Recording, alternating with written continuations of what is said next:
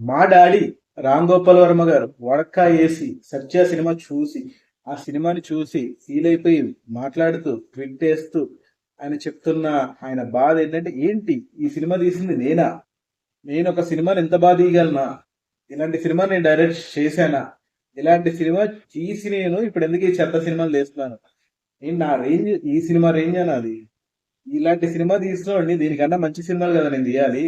But నేను ఏం చేస్తున్నాను, ఎందుకు బి గ్రేడ్ సినిమాలు ఎక్స్పోయింగ్ సినిమాలు అమ్మాయిలు అమ్మాయిలు చేస్తున్న ఆ సినిమాలు తీస్తున్నాను, నా రేంజ్ ఇది కాదు కదా, నేను మళ్ళీ ఇలాంటి సినిమా తీయాలి, తీస్తాను. నా కన్నీళ్ళు వచ్చినాయి, నా కన్నీళ్ళు సాక్షిగా నేను చెప్తున్నాను, నా రేంజ్కి తగ్గ సినిమాలు తీస్తాను, దీన్ని కొట్టే సినిమా తీస్తాను.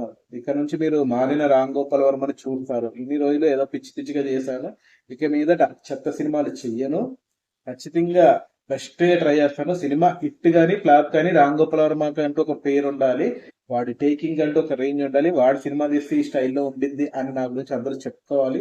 ఇన్నాళ్ళు నా పాత సినిమాలు చూసి అందరూ చెప్పుకున్నారు, ఇప్పుడు ఇక మీదట అది మర్చిపోయి ఇప్పుడు కొత్త రామ్ గోపాల్ వర్మ గురించి చెప్పుకుంటారు.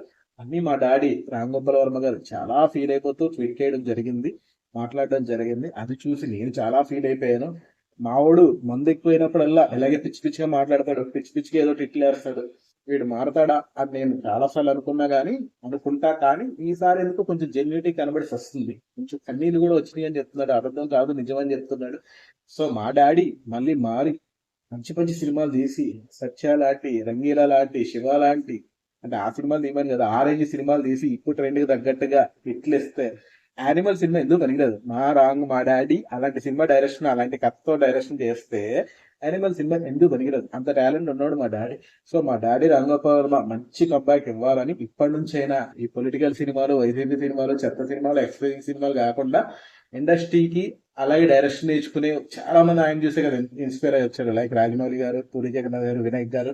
సో అలా ఇంకెంతో మంది కొత్త డైరెక్టర్లు ఆయన కంపెనీ నుంచి రావాలని, ఆయన సినిమాలు చూసి మళ్ళీ మనం ఓపెనింగ్ రోజు టికెట్ల కోసం ఎప్పుడెప్పుడు సినిమా చూస్తామా అని ఎదురు చూసేలాగా ఆయన కంబ్యాక్ ఉండాలని కోరుకుంటాను.